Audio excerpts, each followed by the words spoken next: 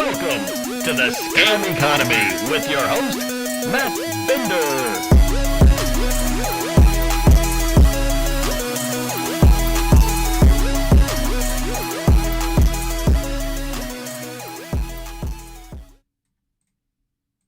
Hello, everybody, and welcome to the post-show, I should say. I almost started doing an intro for like episode 2.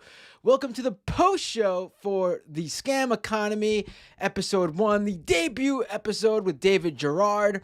I hope you enjoyed an introduction, a little Scam Economy 101, and ABCs of crypto.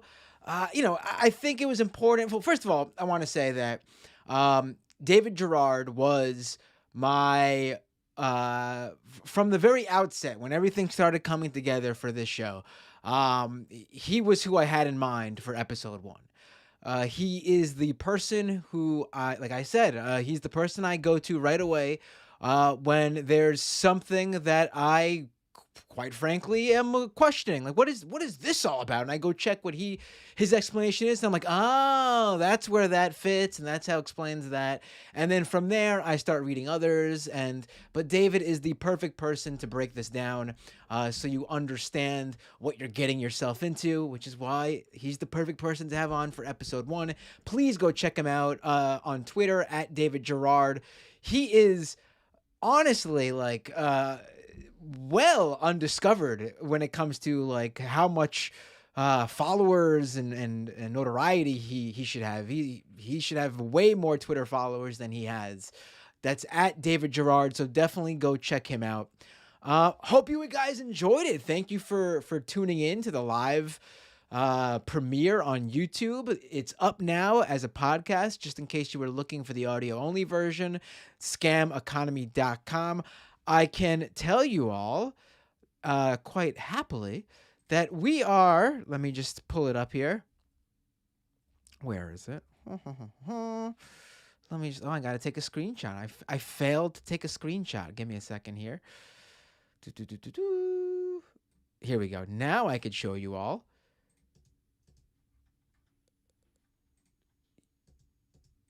And give me a second. All right, here it is. Look at this. Take a look at the top charts on Apple Podcasts for technology. It'd be insane. Let me tell you something. If this was the top charts all around. Top charts for the top shows in the technology category in Apple Podcasts. We got some big names up there. Reply All. This Week in Startups. All In. And then if you look at number 9, Scam Economy, and funny enough, we overtook the previous crypto podcast by this guy, Colin, Colin Bureau, Guy the Crypto Guy, Coin Bureau, I'm sorry. Whoa, I couldn't read it because it was too small. The show is Coin Bureau, and his name is Guy the Crypto Guy. Okay, whatever. I should note, cryptocurrency categorization on Apple Podcasts is weird.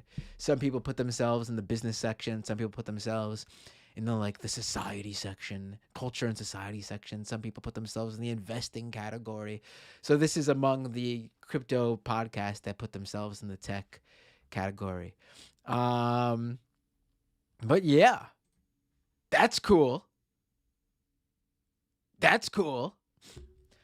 I will take, of course, you could drop super chats. I will read your super chats. There were a number of super chats in the premiere episode chat, but I don't know how I could read. Evan dropped me some money. That's the last one I saw. NFT this, Evan said, dropping me a nice $5. Let me see if I could pull up the super chats on that one so I can make sure I grab all the super chats there. Let's see. Oh, here we go. There's the super chat section. Let me see. Evan with a super chat in the last in the premiere stream. JJ with a 420. Wow, nice. I like that. In the super chat stream. Mariah with a yes, Maddie B super chat. Thank you so much, Mariah. Midnight Pizza Man with a why does the Scam Economy logo look like the Cumtown logo? My question to you then is, why does Cumtown's Cum logo look like vomit? Perhaps Cumtown should get themselves checked out by a medical professional. Um, and then we got a super chat from Christoph Kozinski. Thank you so much. I appreciate all your support. Hope you enjoyed the premiere episode of Scam Economy. Now, some people, I think Mariah was number one there, asked me what the scheduling for it look going forward is. And I can tell you that this is still a work in progress. I'm not sure quite yet. Although obviously there will be regular episodes of both Doomed, my other show on the right, conspiracy theories, and right-wing misinformation and personalities and media, and Scam Economy. There'll be content going up on both. Neither will be ignored. As for scheduling of which one when, that's TBD. So definitely follow me at Matt Binder on Twitter. Will Scam Economy be live? Perhaps. This episode wasn't specifically because David Gerard lives in the UK and it is very late right now over there. So we put it together earlier, and I put it together and aired it today.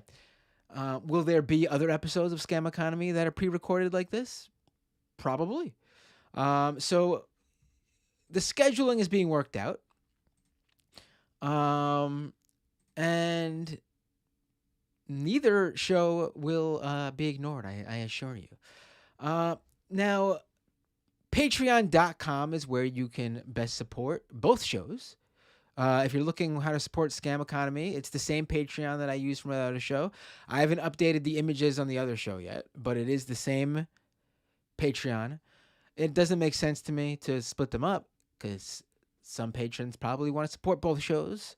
I'm not going to have them have to pay attention to two dual subscriptions. That's silly. But yeah. So yeah, youtube.com/MattBinder, twitch.tv/MattBinder, at MattBinder on Twitter, scameconomy.com for all the links for the Scam Economy, and patreon.com/MattBinder to support the growth of the shows. Now, let's see. Let's go to the the Skype lines are open, by the way. There were a few people who reached out to me who wanted to call in. They have not called in yet. Doomedlive on Skype. Again, I mean, maybe I'll have to set up a Scam Economy only Skype. I get it. But Doomedlive on Skype to call in. Just download Skype if you don't have it. Type Doomedlive and search it, and you will find my username, and just call in. I'll take your call right away. If someone else is on the line, I will simply tell you in the Skype chat to hold on, and I'll call you right back when the next. And we got a first caller. Here we go. Hey, what's your name? Where are you calling from? Hey, Matt. It's Tony from Texas. Hey, Tony. Can I pull you up on the stream? Please do. All right, here we go. Now, I wanna first off let everybody know that if you are wondering where that super cool 3D intro came from, you can thank Tony from Texas, because and I gotta say, listen, someone else did the cover art, someone else did the intro music, someone else recorded the intro vocal. That is actually Spacco, who has been a guest on Doom before and is a regular listener and friend of the show over on the Majority Report with Sam Cedar. But Tony from Texas put together that awesome 3D intro that honestly brings all of those other elements I just mentioned together. Without that 3D intro, I think the show would still have some cool elements, but it wouldn't have all come together like it did when Tony finally gave us that last puzzle piece. Well, thank you. I'm really, really honored that I got to offer that, and and provide that for the show and everything. And I really love all those other elements. Like I didn't know what music was going with it when I was putting that together. I didn't, all I had was that the the drawn graphic to kind of work off of.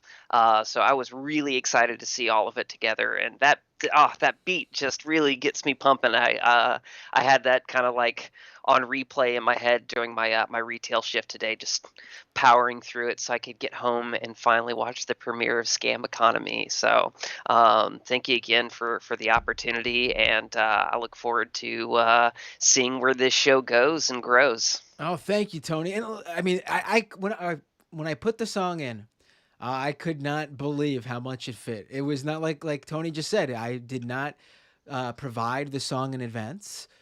Perhaps it would have been better if I did, but it was shocking to me how well it worked. And it sort of feels like you're cruising down a stream of vomit. However that feels. Oh wait, I have the I just realized I have the Doomed logo up in the corner for this scene. Let me switch Oh, you that. do. Let me switch that. And I'll even change the background to the candlestick. I gotta set up a separate profile on my live streaming software for Scam Economy. I still have the Doomed Mhm. elements all in there. Well, yeah, that was a really great episode. David was just an outstanding first guest. I'm so happy that you got him to come onto the show. And I've got a few friends who are a little bought into all of the crypto nonsense, so I'm already like sending this link around to be like, hey, maybe check this out. And your girl did some work for the intro, so go ahead, give this a shot. Like it's got my stamp of endorsement. Like give it an honest listen, and hopefully it'll help some of my friends, avoid wasting too much money on libertarian con. Right, right. What specifically are they into? If you could share, like what is it? Oh, just I mean, I don't think they're like super into it, but like they they've just kind of heard those hypey buzzwords and are kind of into it, and have invested a little bit in like Bitcoin or Ethereum or whatever, and think that they're making like some smart long-term investment by doing so. And my creative partner, who I work with on other like collaborative projects, he's been approached several times by some people wanting us to do some art for NFTs and stuff, and I'm like, I really don't think that's a good idea.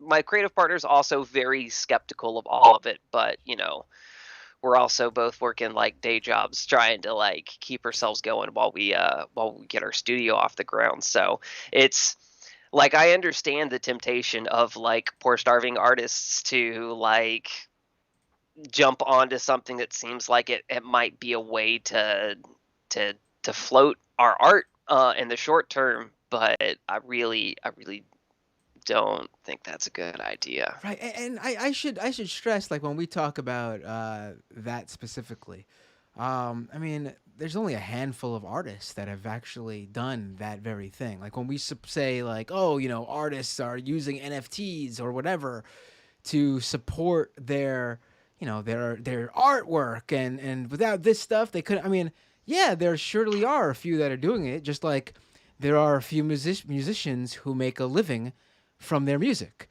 Hmm. It's still a very small proportion of the overall workforce, and you could go mint your art as an NFT right now. The odds of it taking off are just like when you go and buy a lotto ticket. Right. And I it'd take a lot less effort to hit a scratch off than crank out even some shoddy art for an NFT. Um, Well, uh, if you ever consider it, be sure to make some cool 3D models. Have a like an AI algorithm generate 10,000 different versions of it, and just throw it up on OpenSea and take it from there. See what happens. You never know. Well, I super appreciate you taking my call, Matt. I'm gonna sign off and hit the sack. I got an early shift tomorrow, but thanks again for the great show, and bye everybody in chat. Thank you, Tony. Appreciate the artwork and the cool intro. Again, I really appreciate it. Take care. Have a great night. Oh, we had another caller on the line. Let me take them right now.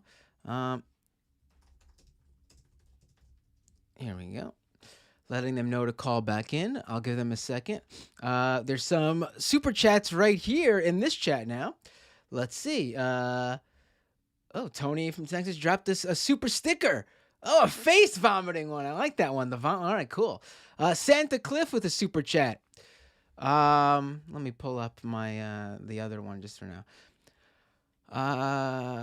Oh, here's that call. Let me take this is someone else actually. Let me take that. Hey, what's your name? Where are you calling from?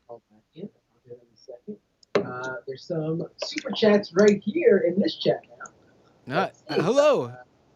You have to listen to Skype. Drop the stream for a second. Sorry about this. Face vomiting one. I like that one. All right, we'll have to give him a second. Santa Cliff with a super chat. I have you on Skype. You gotta turn down the volume on the live stream and just talk to Skype. Oh, here's that call. Let me take this is someone else actually. Let me take that.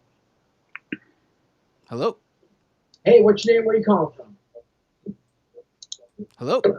Super chat's right here in this chat. All right, I gotta hang up on you. I saw him on the screen too.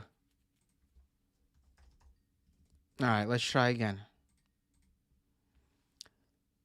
Hello. Hey, what's your name? Where are you calling from? I have you on Skype. I'm gonna turn down the volume on the live stream. Hello. Oh boy. Can you hear me there? I can hear you. You just gotta turn down the live stream and just talk to the Skype call. I hear you though. I'm not sure if it's me. I'm on a video chat. You gotta turn down the live stream. All right, let's try again. Hello? Hello? All right, turn down the live stream. There we go. It's all hey, right. I'm trying to unmute here. All right, don't worry. I hear you. Here. I hear you. So if we can figure out how you can hear me. Skype. All right. What's going on here? Let's see.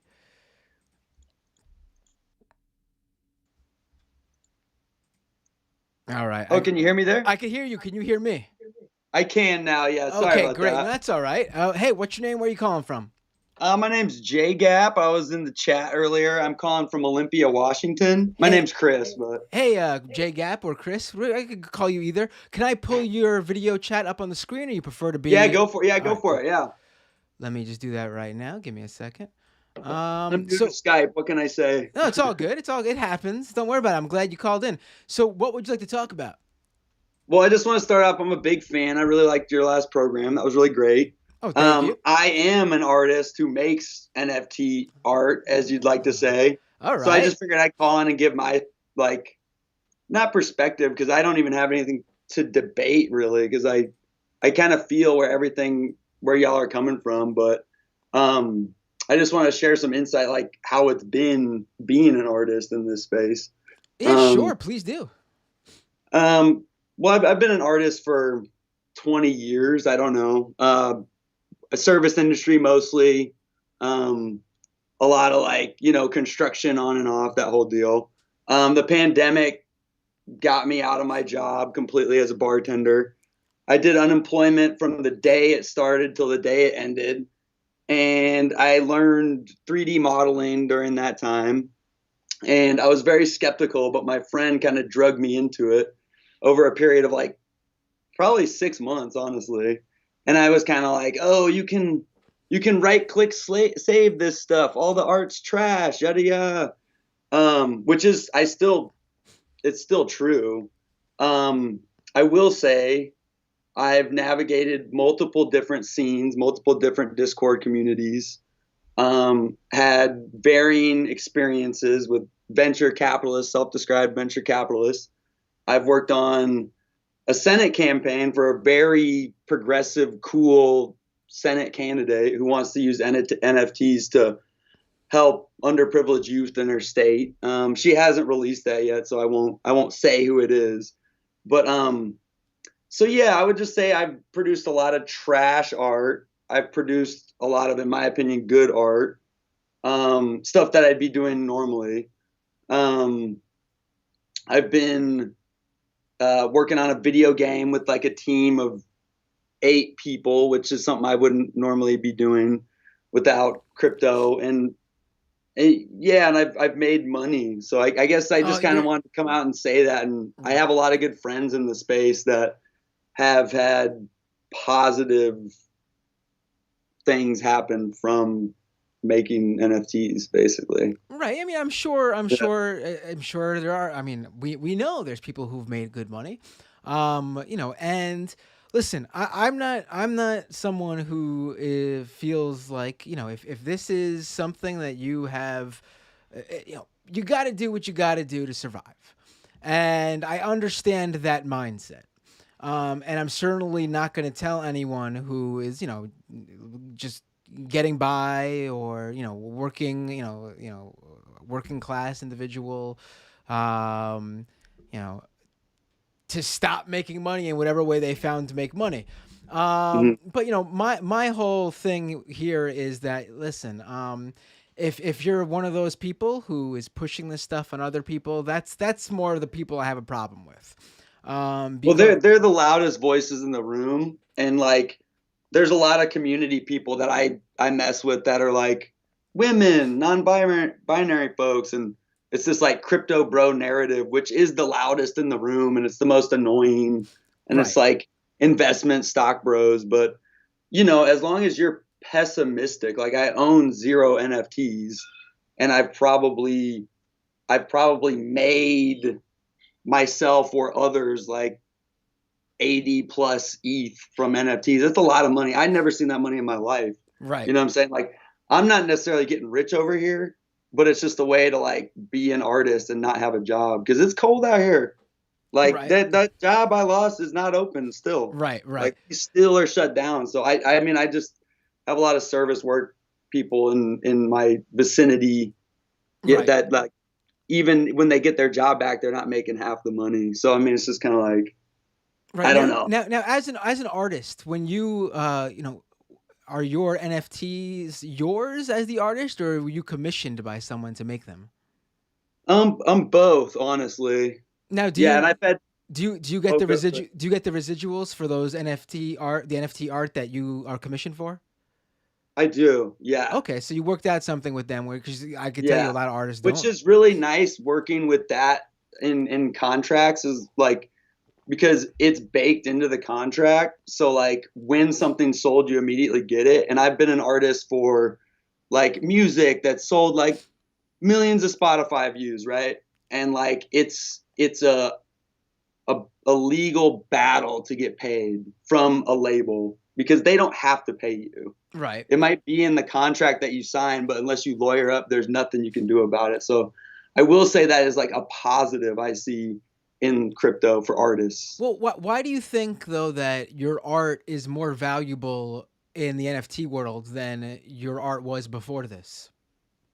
I think there's just a lot of energy and wealth in the NFT world right now. Like, I mean, I'm not like sugarcoating it at all. It's just like, it's a wave, and it's like, if you want to make some money, you can do that. Right. But like, my thing is sort of, previously when you were commissioned for art, someone was paying you because they wanted artwork. Like, they valued the actual art you were making. Now, regardless of whether that was, lucrative, still, whenever someone commissioned you, they got that piece of art and they were very happy, because that was the end of transaction.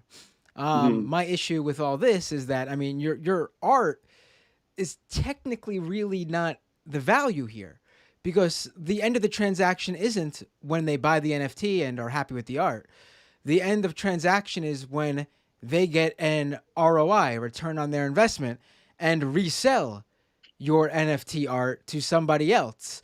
I mean, that frankly is that's kind of again, if you're making money Well, off of I'd it, say there's a lot of work in the space, not even just for like a traditional NFT, but there's just a lot of like apps out there and like companies that are building this stuff that need like artists to work for them. And I've found a lot more independence in this world because they go to people who hang out in their basements all day and they're like, tell me what works, please. I don't know. Like meme something for me. You know what I mean? Like right? it's But just interesting to isn't that be so, deferred to as the artist rather than them saying you have to make this thing in this box. Like when I was working with the Senate campaign, I'd get to like work with her one-on-one. It's just a place of power I've never felt as an artist. I could see in a political campaign they just really don't know and they're deferring to the artist's expertise. Mm-hmm. But you don't think when it comes to like a VC or a tech person, you think they're really like, oh please artist, give me your knowledge, or are they really like, I don't fucking care, make me some shit that'll make money? Yeah, they're definitely like that. And it shows a lot of like, I think the people that I've worked with that have more money have the least amount of ability. It's kind of funny. It's like I worked with somebody who was like, he was a boss of mine setting up, and I just need to be careful because this isn't out yet, but set us up with the senator, and he's a Forbes, I shouldn't even say this stuff, but he was on Forbes magazine, and he's very inept in everything he does. Like I shouldn't even be saying this right now. I feel bad. He's not going to watch this though. I know, but you don't have to. I don't want to blow anything up for you. So but you it's don't have just to go any it's further, just interesting. Like working with a VC, I've never done that before, and I could have done anything I wanted to. Is basically what I'm saying. So that's kind of cool to have that latitude as an artist. Like I could give him something shitty. I could give him something good. I could give him something I care about. I could sit down with them as a graphics team and talk about like how to go at the Republican candidate that she's running against. It doesn't. But not talking about the politician. Not talking about the for-profit things. It doesn't bother you a little bit though, as someone who's been an artist for so long, that your artwork isn't valued as for its art. It's just a asset, like someone buying and selling a. But that's what we're doing, Apple right? stock. I'm 34. Like it's never been valued. You know, I've made money. I make some residuals off stuff, but like I've never been. It's cold, man. You're not making money. I've never quit my day job until now. This is the first time I have not had a job. So I mean, I'm not out here singing its praises. It's just kind of like I know that there's a lot of left hate on the subject, and like that's good. I kind of don't like it either.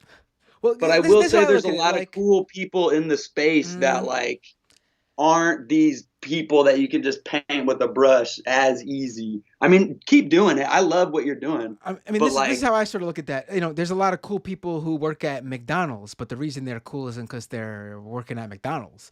I mean, but they don't get to design the hamburger, for instance. You know what I'm saying? Like, I mean, I'm not saying that's so great, but like, I really haven't had to sacrifice. I still make art that I'm into at this point. You know what I'm saying? Which is just kind of cool. Like if I go work for a design company, which I've never done for that reason exactly, I don't want to sit down and make something for somebody else. And I haven't had to. If a friend asked you if an NFT was a good investment and they were looking to spend money, what would you say to them? No. I've had that. I've had people come to me and be like, "Oh, you do 3D programming, you should get into NFTs." And I'm like, maybe you should, but we should talk about it for a while because there's a lot of different communities you can get involved. It's a big world. I will say this: there's something very. I don't want you to take this the wrong way, but a community is something, in my opinion, is something that anyone can join because they all are into a specific, hobby or niche or industry, something that brings them all together. It's an open world for anyone to join in. This whole industry, crypto, NFTs, Web3, to join this wonderful, beautiful community, you got to pay up. Yeah. I mean, for sure. that's not very welcoming. I mean, I would like to not pay for my friends. Do you know what I mean? Yeah, definitely. There are other chains that it's like really cheap to pay for if you're into that sort of thing. It's like there's a metaverse. I know it's a bad word, but like it's the punk metaverse. It's called crypto voxels. It's like very low bar to entry. A lot of I don't know, like a lot of people I know in there, like you can go in there for free. They do stuff on the Matic chain. I don't know if you're familiar with that, Polygon. I don't really do that because there's not as much money in it, but it's like it's literally like $1 for stuff. So people really do build communities in this space. Like it's really, really inclusive, which is something that I've like Mm, not really experienced in it's other art it's not world. it's not inclusive to me if the barrier to entry is pay up. I mean, even if it's just a little It's bit of not. money. It's not though. I mean, you got to pay for the punk show, right? You got to go pay $5, and it's like this stuff. You don't. It's less. It's kind of like I mean, I don't have to here. pay. You don't have to pay for the punk show. You have to pay for the punk show to go to the punk show, but you don't need to pay for the punk Yeah. show to be part of the community and hang out with people in the punk scene. You don't have to do that here either. Like you really don't. I'm just telling you. Like I'm not like trying to be like you're wrong, Matt. But like I mean, isn't that you what really all these you really don't have to. isn't that what all these NFT groups sell though? Like if I wanted to be part of the Bored Ape Yacht Club, I'd have to Well, buy a Bored that's Ape. a big example, right? That's like you do have to pay mad money for that. But there's gutter shit all over out there, and I just like I'm not even being like I don't even necessarily really like the gutter shit. I'm just saying it's there. Like there are mad people finding and making connections with people, like albeit through the internet. It's sad, I know, but like building communities that they're excited about. And I don't want to this isn't a debate to me. It's No, not no, like, no. oh, Listen, I don't like. you I said, guys are mean. no, no. It's Like, more like I said, we all do different things. Listen, I don't think like what you're doing is like inherently evil or bad. Like, listen, this is the equivalent to me. Someone like you, if you're presenting yourself accurately, someone like you is the same as someone getting a job working for a big bank or a big corporation or a retail chain that necessarily is not a very good, like the majority of them, not very good. We all have morals and ethics, but sometimes to survive, we need to bend those to just basically take a job or do some work that I've never found a way not to do that. You know what I'm saying? Like honestly, like I would love not to be a capitalist, but like that's what the game is. Like I don't know another way. So I'm right, not here right, complaining. right. It's just Where I'm like, a little bit, well, actually, a lot of stuff. But in what you've brought up, where I'm a little bit hesitant though, is the community aspect that you're sort of, you're sort of painting in a yeah. positive light. Listen, I get if you're in, it's probably very positive, but you have to buy in. And It's not, man. I'm for real. Like you just have to experience it. Like I could show you some of that stuff if you want. I know you don't want to have anything to do with it, but it might inform some of this stuff. what is the You point know? though of being in? All right, let's say there's an NFT community that doesn't require you to buy to enter that community. What is the point of it though? I mean, Community but what is the and community? What is art. the community talking about and doing? I mean, it's all about asset trading. I mean, No. It's not, man. It's really not. Like a lot of them are. I feel you, but there's a lot that are just like surely for the sake of people are lonely and they want connection I and feel like if you're they that person though, what are you doing in an NFT community? They're not there for that. I mean, well I there's feel like I feel like the people who are, listen, I hate to like, I know you're trying to, but I feel like if you are in an NFT community, you have a goal and your goal is to make money. I'm not saying as an artist either. I'm saying your goal is in an NFT community is to buy and trade these assets. You want to make money. I mean, it is. I mean, that's kind of part of it, but it's just like some of it's real small stake, right? It's like Pogs when you're a little kid or something. It's not like No, Pogs is a like game. I physically could touch a Pog and yeah, play a Pog. Like, here's the thing. Like, people always try to, and I'm not attacking you here, yeah. but people always compare crypto to like, what's the point of trading cards or Pokemon cards or Beanie Babies or, well, there were purposes for all those. Some of them were actual games you could play. Others were toys you could play with. Others were items you would showcase in your home. Like, if you bought Pokemon cards, you weren't buying them to necessarily make money. You were buying them to play the Pokemon card game.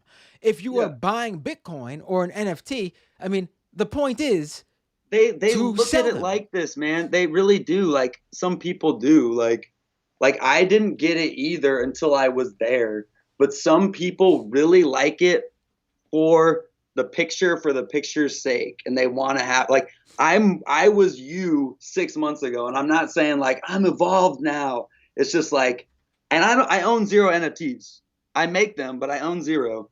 But I'm these people, man. They're like kind of, they don't have friends. You know what I'm saying? Like, and it's kind of one of these things like Well, they're not in it to make the money, and they aren't even necessarily talking about Bitcoin trade. They don't look at the stocks like some of these people. Like I'm just saying, like it really has like a misfits vibe when you go in some of these chats, and like well, I just don't think they have the same brush as like Nazis, hang them all, like fuck these people. Oh, Like no, I don't there's think. some really sweet people out there in Oh, this no, world. those are the dupes. Yeah. I hate to I say don't, it. man, I I hate don't to know. say They're it. not. I mean, There's certain chains that aren't like that. Like there's like a low bar to end. It's like $1. I think But where we're I gonna don't have wanna take up too problems much seeing eye to time. I eye. just want to give you a second, like just a little window in what world I'm in. You know what I'm saying? Like, Right, and I appreciate that's what I want on yeah, this show. I trust me, I'm not just going to be yeah. having David Gerards on. I'm going to have advocates and He's people. very good though. I'm not even. He's very good. I Yeah, like what he has to say. but I want to, I want to make clear that like this is going to be a show. I mean, obviously, I'm always going to take the position that this is all bullshit. But Yeah. I intend to talk to a lot of people who have your mindset and even are even more bullish on crypto. And I'm not bullish. I am not. I'm just a realist out here trying to get some money. That's it. Like straight yeah, up. I hear you. I mean, you don't think. I think you've said it earlier, but there are a number of people who try to push this whole Definitely. industry as actually it's Saving actually the world, that sort of eh, thing. Yeah. you're not one of those. No, I'm not, and I don't even need to be an identitarian on that shit. I don't care. Like I don't have to be that or not that. I just want to represent for some of my friends who like, you know, And they're poor. you're They've also made not one some of those money. people. They've made some connections with folks. Like You're also not it's one of those not people. all terrible shit. You're not also not one of those people though who think this is like crypto is a very progressive or leftist thing that we're just all. I mean, it's inherently very, very, very, very capitalist. I mean, like Yeah, we've but talked you know, money. I think that's a bigger like question to like money. You know what I'm saying? Like, should a leftist movement have money to like work I and mean, help folks? leftist movement can build a fund by providing people with a service or a product that betters their life. I mean, that to me in this we could always I'm talk. with you, man. I think We that's a good thing. we could always talk about these hypotheticals, and I agree with the idea that the current system sucks. But in this current system, my ideal way of making money is to simply provide people with a good or service, whether it's a basic like a utility, like a Netflix streaming service, something for entertainment, or something they need, like a product that they buy at the store, whatever it is, something that they pay for it, they get it, and that is what they need. Like that is their product that they wanted. They're happy. End of transaction is my point. I don't think it is very progressive or leftist to partake in asset trading, in commodities. I don't think that is very. It is No, not at yeah, all. it's It's not inherently at all. capitalist. I get Yes. that. Yeah, yeah. Like to me, that's the two differences. Like you go to a bake sale. I would say that's a very leftist thing. You're creating a baked good and you're feeding people, and they are providing you the money in return for your labor and the product. End of transaction. Everyone goes home happy. No one's lost money. Someone got fed. Someone made a little bit. With this world, crypto, NFTs, someone buys, someone sells. One person goes home happy. One person goes home very unhappy. Mm. Well, rock on, Matt. You rock. Just want to say it. Definitely call in again. This was a great conversation. I really Yeah, appreciate it. Call in for sure. I think you're a very nice dude. I understand where you're coming from. You are like the one type in this whole world. And I've said it before to other people who call in who are like, I'm just like, I was just scraping by and suddenly I came across this and I was good at it. And this is, I look at it the same as like, you're working a job that's for not such a great company, but you do what you got to do. And I totally get that. You're not the person that you're the least of my concern in this whole industry, to be honest. I don't think you're the rock on, bad guy man. here. I will say it's been better than working at McDonald's, though. All right. Take care. Have a great night. That's a low bar, though. That's a low bar. All right. All right, man. Peace. Thanks for calling. All right. Let me go back to the phones. Hey, what's your name? Where are you calling from? Hello? Hello? Am I unmuted? I hear you. There we go. Yep. What's your name? Where are you Perfect. calling G'day, from? Matt. It's John from Australia. How you doing? Oh, hey, how you doing? Always a pleasure when you call into Doom. So love to hear you right now. Oh, it's fantastic to see the first episode of Scam Economy. Congrats. I got to tell you, there's a ton of people calling in right now. I think I'm gonna have to get a better system than Skype because, I get the ring every time someone calls in. So I just gotta not block, but hang up on all those people. Go ahead. Yeah. What would you like to talk? Thanks for the kind words. What would you like to talk about? Well, look, I'm very easily, I got to say, I'm very easily baited into calling in. When I hear some stuff said on stream that is, especially around crypto, that is sort of, maybe factually incorrect or painting crypto in a more sort of neutral or positive light, I can't help myself. I have to call in. One thing that I think it was JGap, the previous caller mentioned, was that it sort of fundamentally sort of changed or gave him more power in the relationship between him as an artist and his client. I thought that was particularly interesting because there's nothing about the technology of NFTs or blockchain or cryptocurrency or anything like that actually changes that relationship at all. Oh, right, of course. And I'm glad you brought that up because what the dynamic that's simply different here, and I'm sorry to cut you off if you were going to go into it, but the dynamic that's simply different here is that before, his art was just that, art. There was no marketing, no get rich quick scheme for the person on the other end, the buyer. Once he enters his art into this world, where the person on the other side can use his art to then in turn enrich him by pumping their crypto investments, then boom, bada bing, here we go, off to the races. Exactly right. And in that scenario, the client is then financially incentivized to operate in their best interest, right? So like fundamentally we might say, well, in a capitalist economy, there's no difference here, right? But what I would argue is that in this particular scenario, there's a massive difference and the balance of power is shifted heavily towards one party. So the mechanism through which artists are paid for their work, right, particularly ongoing, is through these things that David Gerard mentioned called smart contracts. And as he astutely put it, they're neither smart nor are they contracts. They're simply a piece of code that gets executed based on input. So in that scenario where you're doing work for a client, NFT work or something like that, or even if you're publishing your own NFTs, you're not writing that smart contract. You're not writing that code. So you're reliant on the person who write that code, that they're working in your best interests. Right. If you're working for a client and they're making some custom code for their smart contract, we're going to pay you 10% residuals on secondary sales. They're probably not going to show you that code. Right. And even if they do show you that code, you're not going to be able to read that code. You can't read Solidity or Michelson code or whatever blockchain code, because it's all different smart contract code for each chain that exists. So you need to learn totally different computer programming languages. But if you know, say, code for working on the Tezos blockchain, that doesn't mean you know Solidity. Even if you knew Solidity, you're then reliant on vetting code that they've written that pays you. If you find out later that code doesn't work, you have no recourse. Right. The code is out there. It's on the chain. It can't change. Now, correct me if I'm wrong, because I recall this could be something a little bit different. I'm just conflating the two, and you might have to correct me here.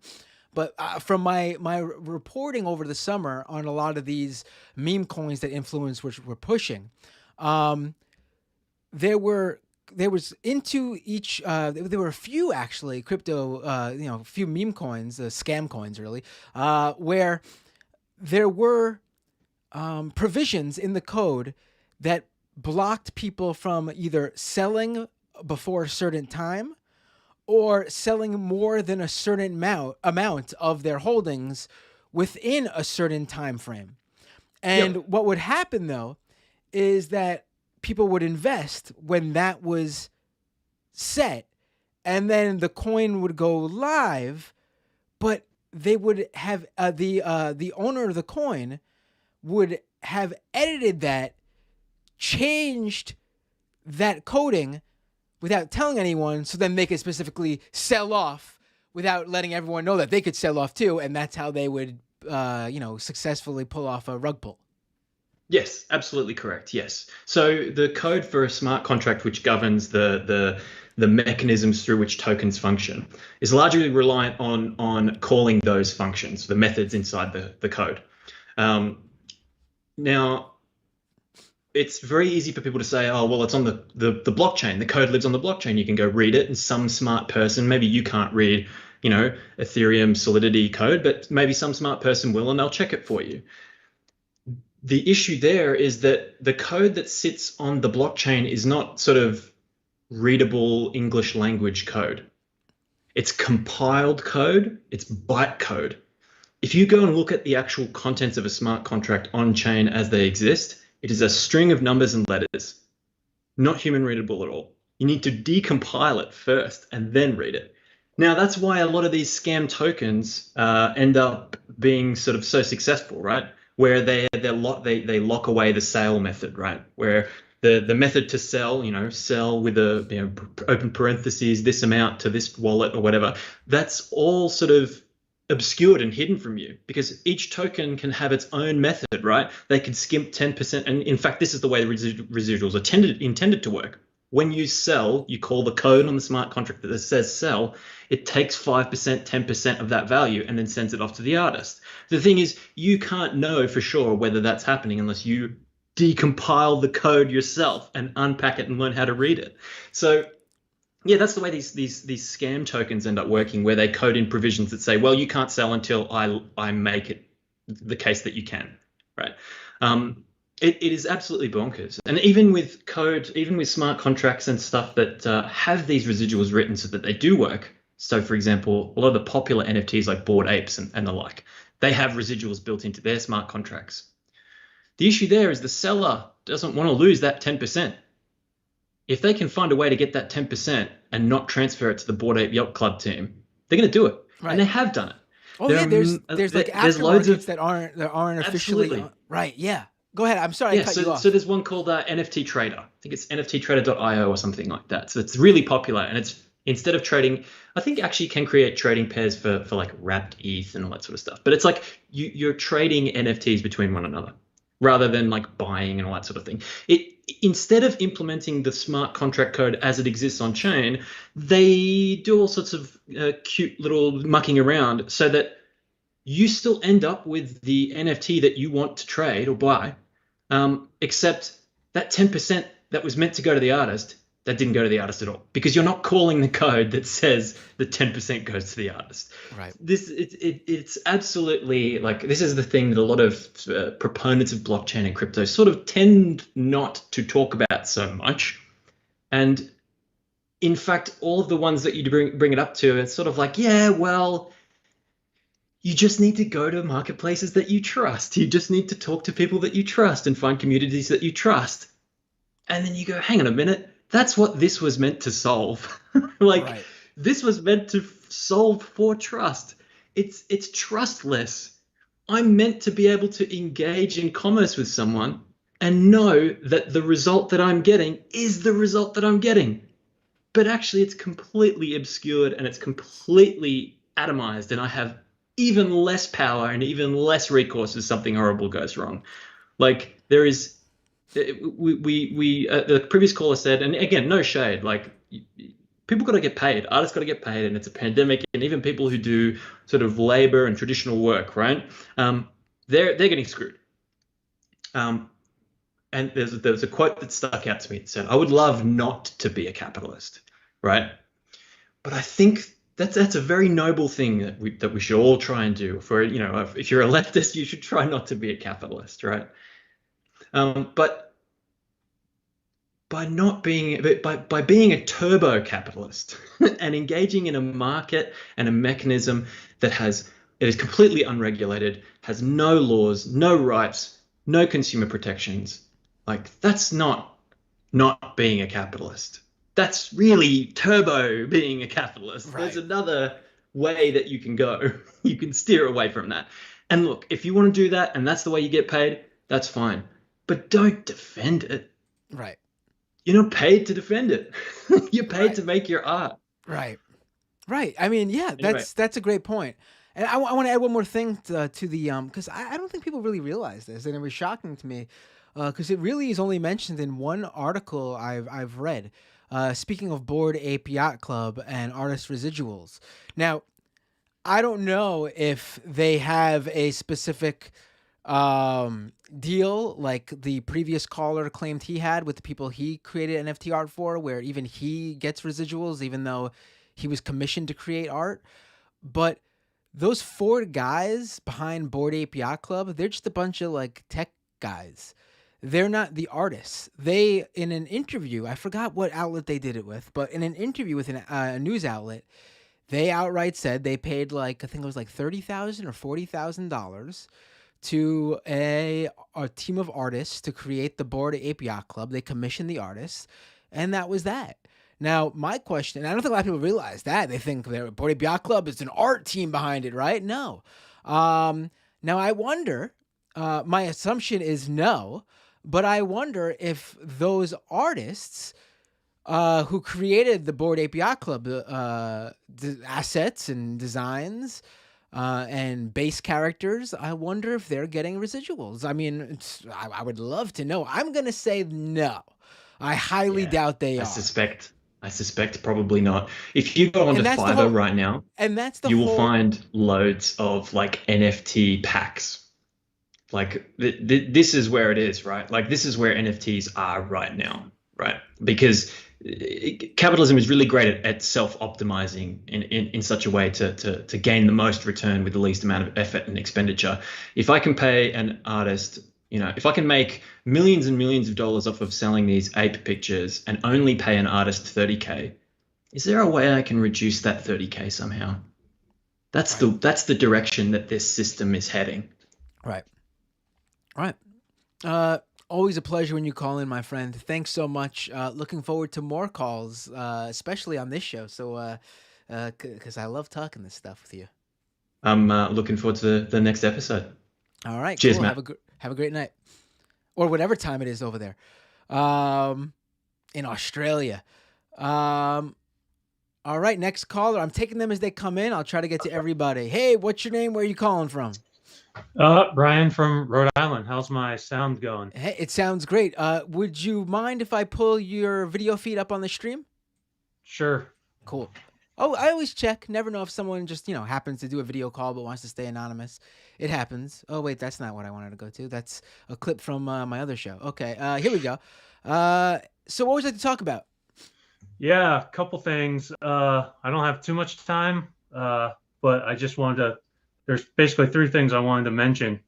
First thing was I kind of talked, going back to that artist guy who you had on 2 calls ago. I could kind of relate a little bit. I'm not an artist. I don't do cryptocurrency shit. I don't do NFTs, but I, have to do a job that I'm not, doesn't really comply with all of my ideals, but, got to eat. So, Right. I feel them on that. The second thing, and it'll wrap up, that will wrap up with the third thing. But the second thing is, I can't remember the Australian guy's name, but 100% agree with, 100% agree with him. I would add on top of that, I think, in my opinion, I think in addition to everything he said, I think it also accelerates it basically what this technology does, especially with NFTs. I think it just accelerates what is happening in the real world, right? We know that in the real world, in the art world, there's all these like schemes and like fraud going on and just sometimes outright theft. And I think what's happening and is going to become more apparent in the future is that's going to accelerate. And what NFTs are basically doing is it's kind of those old tricks, but through the internet and just hyper speed. That's what I would add to him. But I think he had a lot of good points. The third thing, and the third thing is just a little bit, I would say, constructive feedback. I think. Sure. Yeah, I thought the talk with David Gerard, I thought it was pretty good. But I do think at some point it would be a great episode or two, maybe, is going through the concepts and like the tech side of blockchain, the cryptocurrencies, NFT, all that stuff, because I think there's actually two things that really mystify people and like really is hard to wrap your head around. And the first thing is what you do really well and what Gerard was talking about a lot, which is the scammy, like the economics of it all. But I think there's this other aspect, the tech part really is like this very confusing, mystical thing that a lot of people just don't really understand, or just they probably, like some people even do understand it, but they aren't confident in their knowledge of it. So, I just think, having an episode where you like walk through, this is what a blockchain is. This is what, kind of like what you were asking him in the interview, but just like walking through it, super general, super, high level, just so people don't feel like, I feel like a lot of people are confused about this stuff. And that's kind of where actually I think a lot of the scam stuff happens, because there's a lot of confusion in how this stuff works, right? Right. So just something for, to think about. Oh, definitely. I love Yeah. that's a great idea. I will, one thing, a few things. One, this was just like an intro, like a quick, like, so for people who are just jumping in, they get to Yeah. understand something. I mean, pretty much everything we talked about, we could do multi episodes on For each sure. individual thing, and then some. I definitely will be doing episodes on the tech side, but probably further down the line. And here's why. I disagree with it being important for people to know. I think it is, if you're into the tech, sure, it could be something you want to learn and understand, of course, fine. But I think in terms of how it affects people with what we're seeing now, with it blowing up, I don't think it matters at all. And here's why. I don't need to understand the Facebook algorithm to see how the spread of anti-vaccine misinformation on there is hurting people. I don't need to understand YouTube's code to see that, the QAnon videos going around are a problem. I don't need to understand the technical aspects of any of that stuff to discuss how it relates to everyday people. I know crypto people use that as a cudgel, like, oh, you just don't understand the tech. But the tech isn't the problem. The problem is inherently what the tech is being used for. I haven't seen the tech being used for, quite frankly, anything good. So perhaps there is an issue with the base of the tech. But the actual things we're dealing with, the assets, the pillaging of people who buy in, to get fooled into buying in, I should say, the selling of the commodification of everything. Everything's got to be an NFT. Your video game hobby, nope, it's going to be a money-making scheme now. Sorry.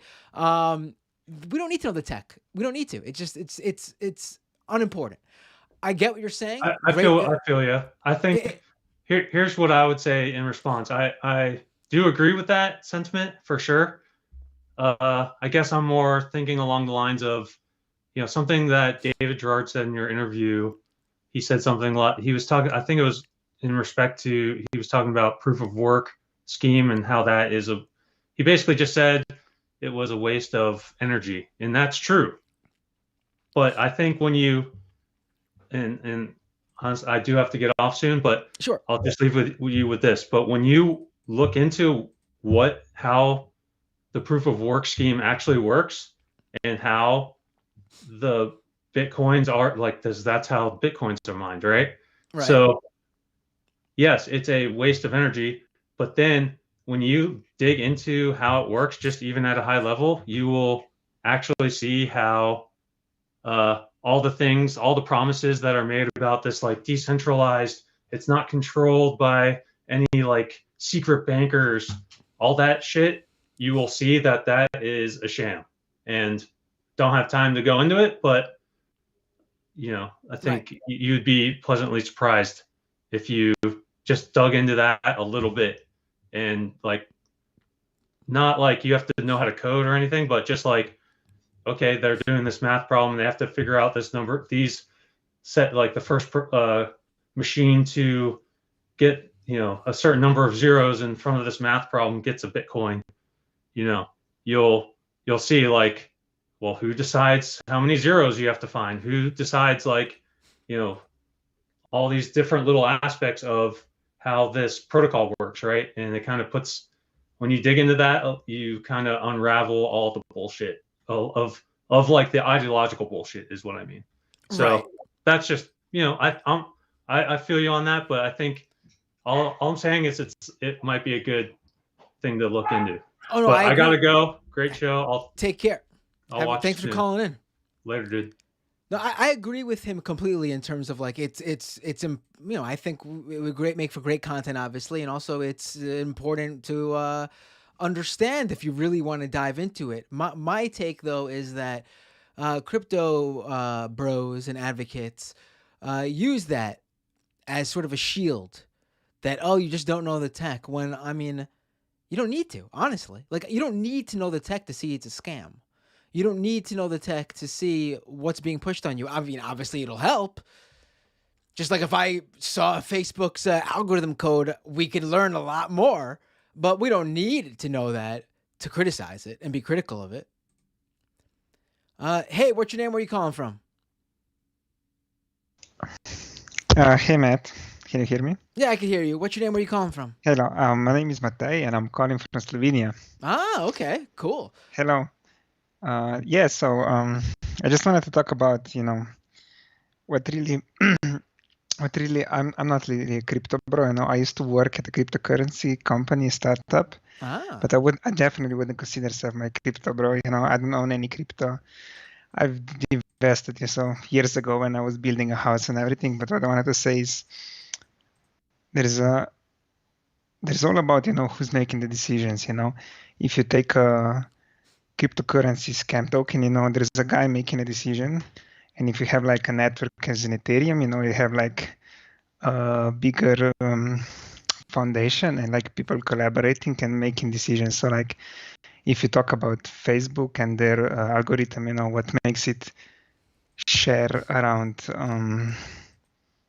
misinformation and stuff like that, what I think how we should approach technology is like, okay, Facebook, not what are you going to do about it, but show us how the system works now and what you're going to change about it, because like at least in like open software space, it doesn't matter if it's cryptocurrency, if it's open office, if it's Linux, whatever. It's more about the community making a decision what they're going to change about it. And that's what I think, some cryptocurrency projects are doing better than, let's say, Facebook or Google or any other tech companies, because in the end, they're just tech communities. Just one are privately owned and one are publicly, in a sense, owned, even though like 1% owns 95% of the tokens. Right. I mean, I agree with what you're saying, but to me, like that's what you're saying is accurate in terms of like, I mean, obviously a closed private system is worse than something that's open source or widely available to people. But I mean, Listen, I got tons of issues with Google and Facebook and Microsoft and Apple. But at the end of the day, what they're selling me is a service or a product. Like I am right now, couldn't do this show without this Mac Mini I'm using. It's extremely powerful and affordable for what it does. And that's how I'm streaming to you. I bought that Mac Mini, and it was a transaction where both parties were happy in the end. My issue with it doesn't matter how open or whatever the crypto. We could use any random, crypto or blockchain or network or whatever as the example. No matter how open they are or whatever, what they're being used for is to make money selling commodities or a financial asset. So you know what I mean? Like that's the issue. That's sort of why I don't think the tech is all that. I get it that everything cannot be, an asset. And the problem is that as liquid as this market that you can literally turn anything you want in an asset. And I'm not saying we should be doing that. What I'm saying is like how we approach technology. I really like the cryptocurrency space because it's transparent, and it's not just it's like open software in general. Let's say I use VLC, what's it called, video. The program's been the same for 20 years because why would you change it? It works, and the community is like, let's not change it. I understand what you're saying, but like there's plenty of open software that doesn't involve crypto at all. Like WordPress has been around for decades, and I think WordPress is great. I mean, but is crypto really all that? Is crypto really all that transparent, though? I mean, sure, I can see the transactions on the blockchain, but how much does that tell me? I mean, we don't know who holds. I mean, in a sense, would you call Linux transparent? Probably there's like 10,000 people in the world that know how a Linux kernel works. It's almost impossible for a regular thing to look. Yet there's like, I don't know how many, 10 billion computers running on Linux right now. So it's right. But I could learn Linux. Like it's not hidden information from me. What I'm saying is like how the software is used. I can look on a blockchain and see two transactions. Are those two transactions person A sending Bitcoin to person B, or is it person A sending Bitcoin to person A? Is it just, like it doesn't really tell us all that much. Like it is information that's publicly available, but that information tells us little to nothing.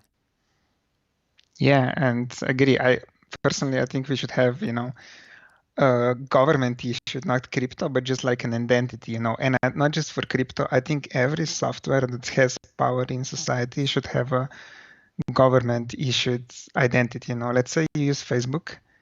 I think everybody on Facebook should be like, before you register here, there's like a certificate from the government that says this is you, and you can. Oh wow! And if you get if you get banned, let's say you can even have like not a public court, but like a private resolution. Okay, you get banned because you share this QAnon post and whatnot. But right now, how decision is made, there is absolutely no transparency. Facebook can ban you for any reason. Right. I mean, I don't know if I wouldn't go that far. I don't think the government should. Yeah, I don't think the government should be able to connect your online identity to. Oh, I'm not saying they should be able to identify, but let's say, okay, here in Slovenia we have a government issued certificate. It's mostly used for banks, but let's say there is like a Craigslist type site.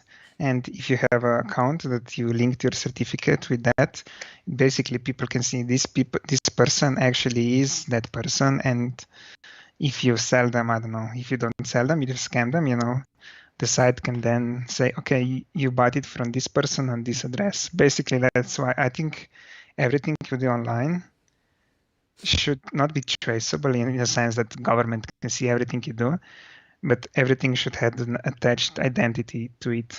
See, that's funny because I'm the other way around. I think that you should everything financially should be traceable. I mean, that's that's how the government is able to I agree. I agree. take your taxes,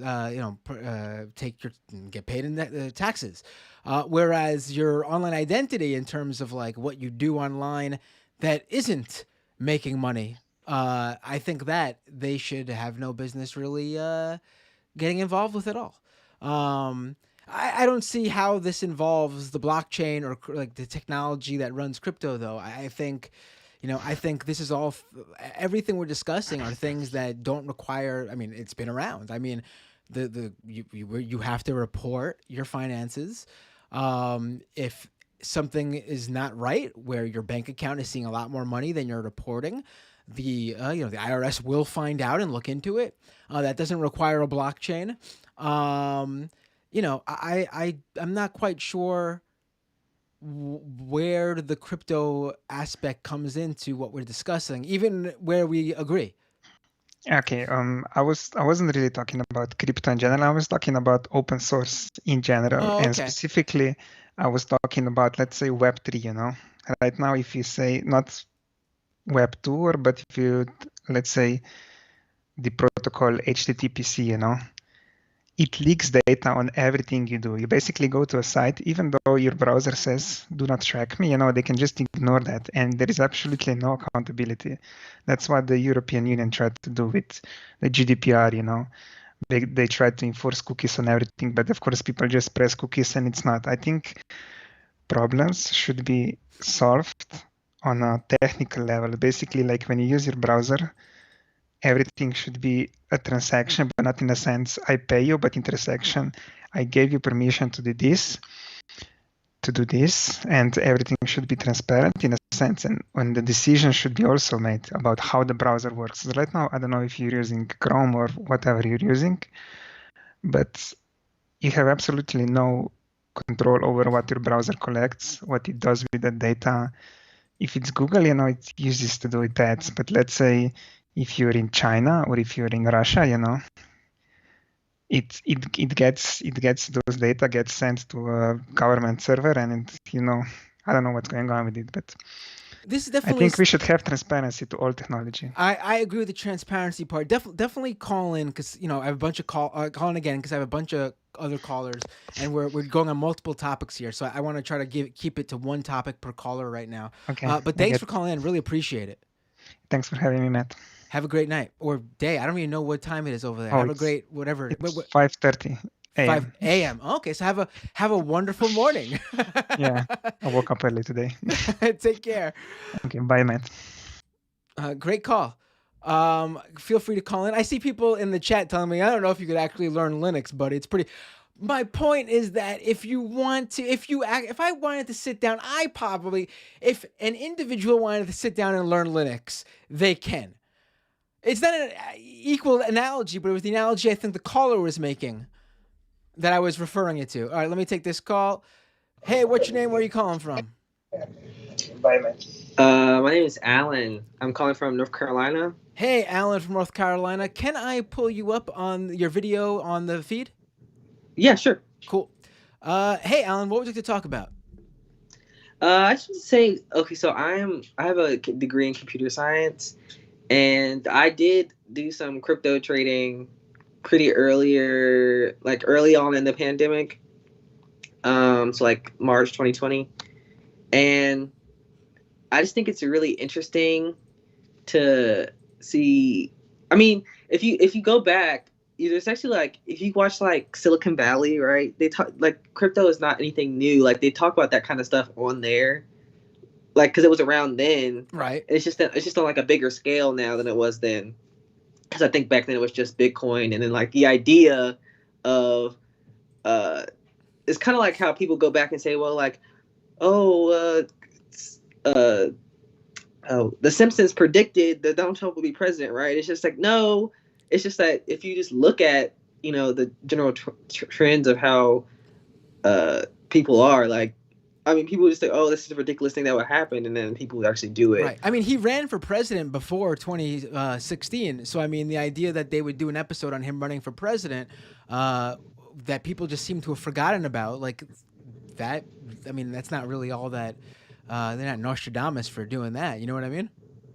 Yeah, I mean, because he didn't run in like 2012 too. So He was going to run, but he ran in the early 2000s, or he was thinking about it, as like the independent party or some party that no longer exists. Yeah, but this is an ongoing thing for him over many decades. So the idea that they would put out an episode where like, oh, imagine he actually ran for president and won. I mean, they knew he would run for president. The only idea was that the joke was that he won, and then later on he actually ran for president and won. yeah, and I was just, back to crypto. I was just saying, I was just in general, I was just thinking about like, because I just remember how predatory it was. Because like, obviously, I got into it because I wanted to make money, right? I was like this broke college student, and I was like, I just, really just need, I just need money, right? And so like, it's so predatory the way that they frame these stories around like, oh, this kid that flipped crypto and now he's got enough money to buy his parents a house or pay off his student loans and all this, that, and other.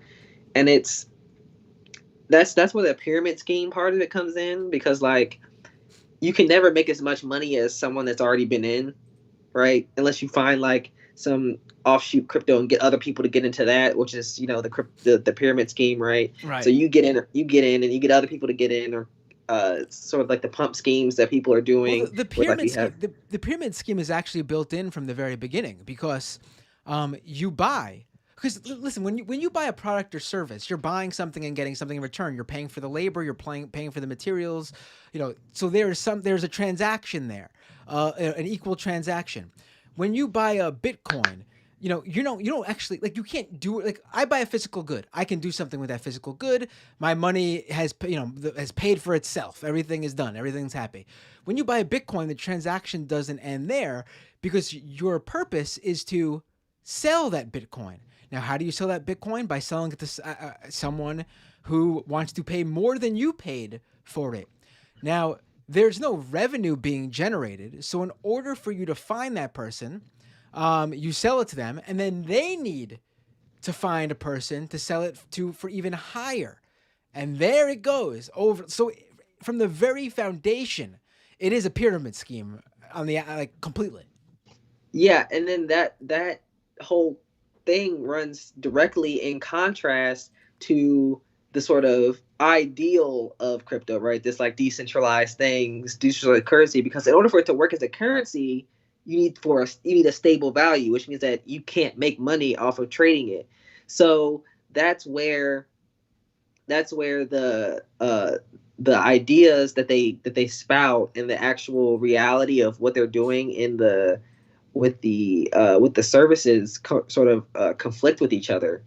So then you have like these people that are selling these two things that don't really work together to these people that just need money because they're poor, and it's like this snowball effect that gets started online, where like somebody gets, I mean, it's the pyramid scheme, right? Where people get other people in, multi-level marketing, all this, that, I mean, all these grand schemes that have always worked, they just repackage them every now and then, and this is the new thing, right? Crypto's the new MLM, the new Avon, the new, where people know just enough about it that they can sell it to people who need money desperately, and then they don't really, they kind of like get into it without really knowing what it is. Right. And it has this inherent like tech thing too, which a lot of people don't really understand tech, past like a consumer level, where like, I do use this thing to get what I need done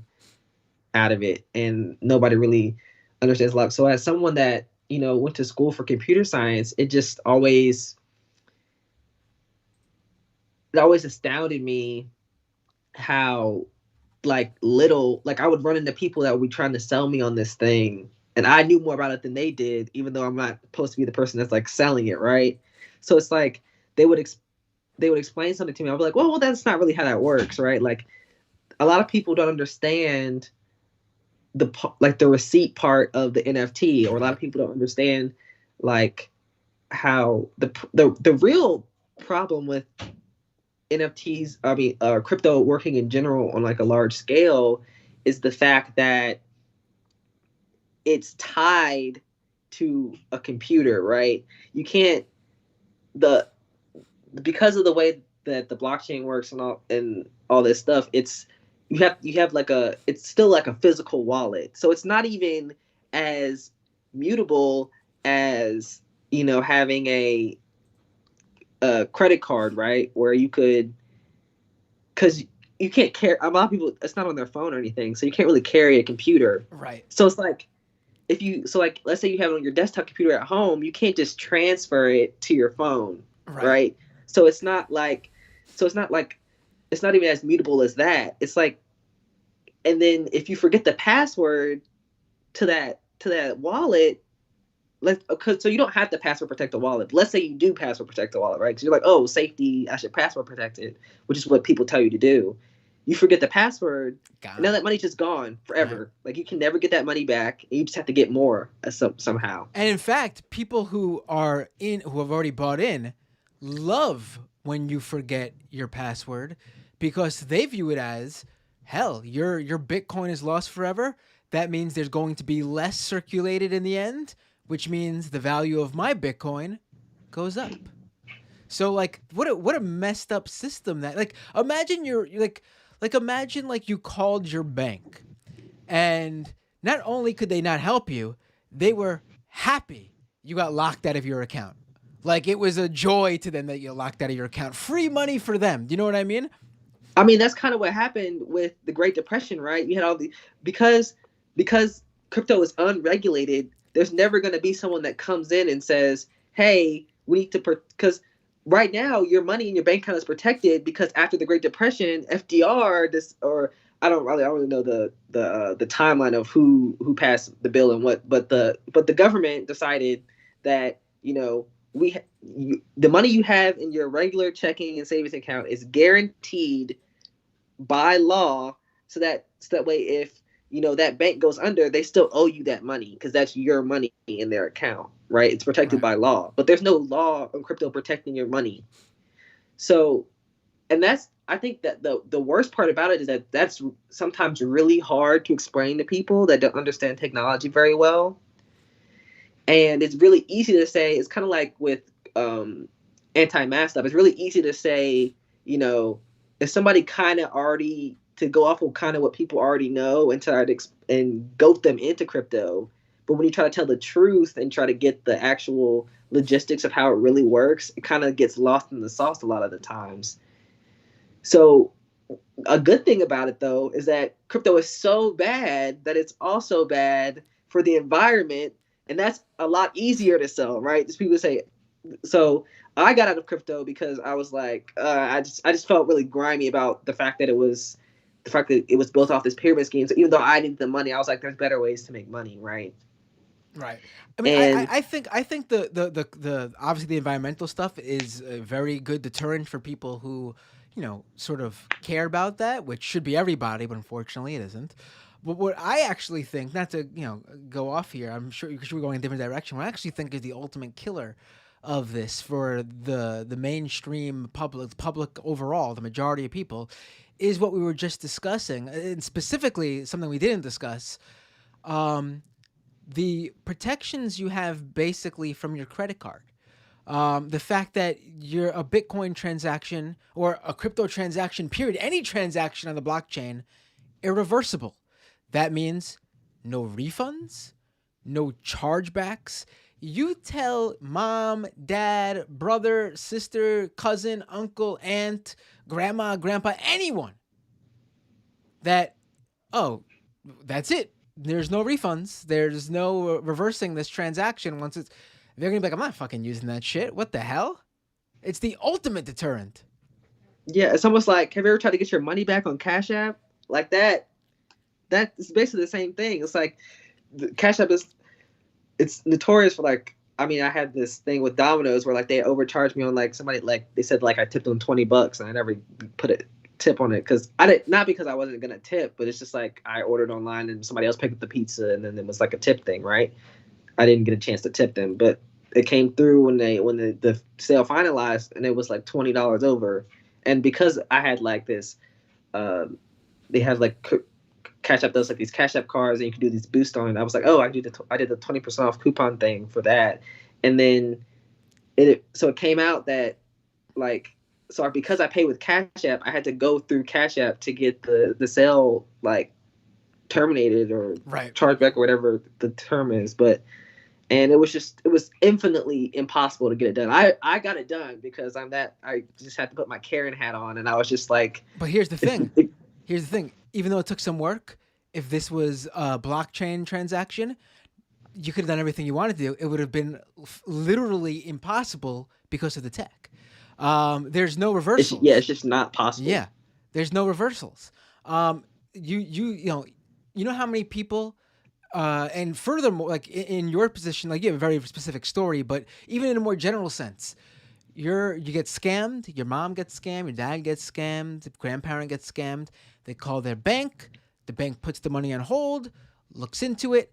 I would say 99% of the time, I don't know what the actual data is, but in my experience talking to people who've been scammed, 99% of the time, if not more actually, closer to 100% of the time, their bank, their credit card, whatever it is, reverses the transaction, covers you, gets your money back. Again, literally impossible, not happening if you get scammed out of your Bitcoin, Ether, whatever it is. If your wallet gets hacked, that money, gone. And those NFTs, those tokens, whatever it is, gone. Impossible to get it back. Unless, of course, you convince the scammer out of the goodness of their heart to give it back to you. In that sense, they could start a new transaction. But beyond that, that's gone.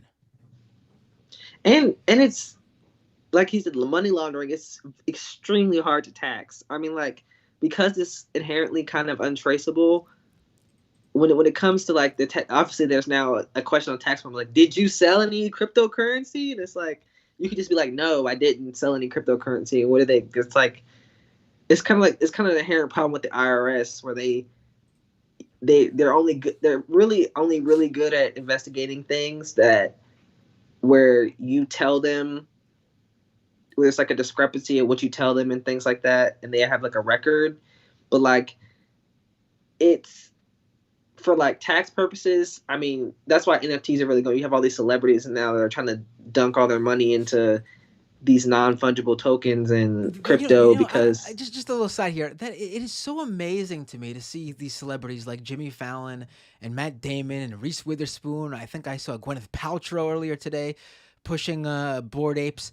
It is amazing to me to see these rich, famous celebrities openly saying, I don't care about bilking my fans. It is incredible to me. It's incredible. But you know what it is though? I think that somebody said this. I saw somebody say this. I think it's the new Scientology where like there's somebody out there that's peddling like this amazing idea of what an NFT is to all these celebrities, and they're really buying into it. And it's not until they get the backlash from their fans that they see that it's this is maybe not something that's not good, or they have, or then in their mind they're like, oh, they don't get it, they don't know, they didn't get the spiel that I got. Right. So then it becomes like this religion of capital, where like there are like these true believers, and then there's just like people that are like kind of removed from it, levels and levels over, until there's like people that hate it, or and I think it'll just take time for people to realize the truth about what it really is, or we need like one really good documentary to come out, and then everybody will be like, oh, that's kind of weird that we were all bought into that thing, right? Remember, guys? Right. It's going to be interesting to see what, because listen, one thing I definitely don't do, that I even urge other cryptocurrency critics to not do, and the good ones like David Gerard don't do this. I see some people, and there's some big like crypto accounts that are anti certain cryptocurrencies that try to do this, and it's so stupid to me because they always end up looking dumb because it never happens. Don't try to like. There's no need to say if this whole industry is going to succeed or fail. It's completely unimportant. In fact, it is more important to be critical of it the more successful it gets. I don't really care how successful or unsuccessful it is. I mean, I can't prognosticate on that and guess, because it's literally impossible. We've seen some really dumb things get really popular throughout history because you just can't tell what the general public's going to feel. So I don't know if there's ever going to be even like a really good documentary that shuts this down or knocks it down a peg. All I know is that there's a lot of people pushing it who have a lot of money to gain. And I don't really see anyone pushing it based on a utility. I think also the main problem with crypto is that it is possible to make money.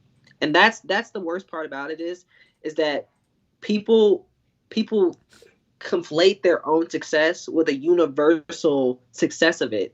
And it's the same thing with these sponsorships that a lot of celebrities get, right? Where they get a really good version of the product, and then so they don't realize that the thing that their fans are getting, or the experience their fans are having, is this really detached and unsafe version of what they're getting, because they have so much money. And when you have that much money, it's like the stock market is actually like a game, because that money's not instrumental. The money that you're gambling with is not instrumental to your life.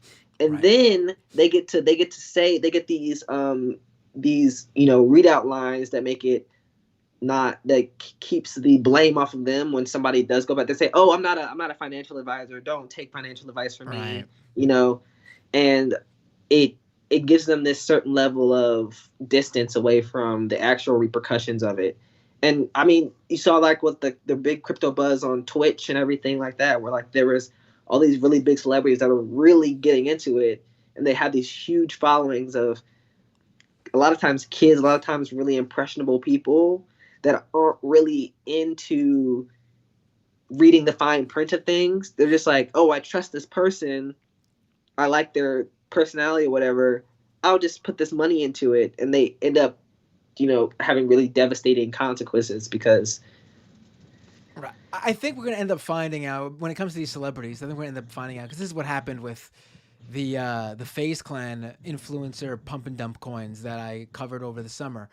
We're going to end up finding that there is an agent, like a talent agent or two or a few or a specific group that all these celebrities work with or belong to, and they're being sold on pumping NFTs because their agent is, invested or something like that. I think we're gonna end up finding something like that. That's my guess. I'm not. I mean, saying that probably be really possible. There's like three big talent agencies Right. that cover everybody, Right. big talent agency conglomerates. So. I mean, I'm not saying I know anything specific or I'm privy to some information. This is my educated guess. You wouldn't be surprised if Yes. that's how it ended up. Yes, because that's what happened with FaZe Clan. There was a talent agent who worked for the esports company. Allegedly. No, this is true. This is legit. He worked for them, and he was behind. Not even part of the official FaZe Clan. He was doing this stuff like freelance wheeling and dealing as a side gig, hooking up FaZe members who have big followings with pump and dump shitcoins. And he was, this is where the alleged part comes in. He was allegedly invested or in early or involved in a number of those coins that he had those influencers pumping them, or allegedly got paid up front to get them to pump and dump, like to pump the coins. But yeah, this is a great call. I really appreciate you calling in. Definitely call in again. All right. Have a great night. This was fun. It was a I lot love of fun. talking about this stuff.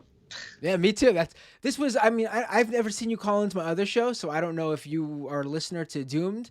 But that's why I did Scam Economy, because there were callers here and there who wanted to talk about crypto, and I was like, oh, and I would go on these hour-long tangents with them, and then I'd have to try to get back into right-wing media and politics. So that's why I was like, let's just do a crypto show. Hey, what's your name? Where are you calling from? Hey, it's Zoe from Hey, Montreal. Zoe, how are you doing? I'm all right. Great show, by the way. Really interesting, but I want to say that unlike the previous callers, I don't know shit about fuck when it comes to tech. I feel like a kid at the grown-ups table.